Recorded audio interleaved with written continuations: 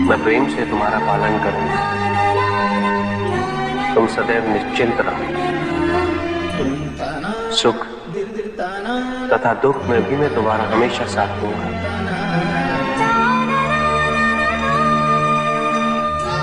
जो कुछ भी हमें प्राप्त होगा, हम उससे संतुष्ट रहकर बालक से लेकर वृद्ध तक अपने कुटुंब का पालन करेंगे।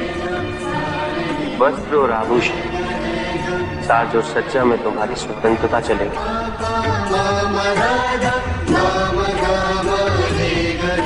मैं तुम्हारी न्याय संगत आवश्यकताओं की पूर्ति करूंगा।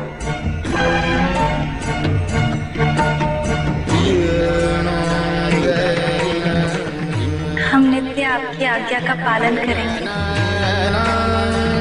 और आपके लिए मिठाई और भोजन बनाएंगे। मैं पराई स्त्री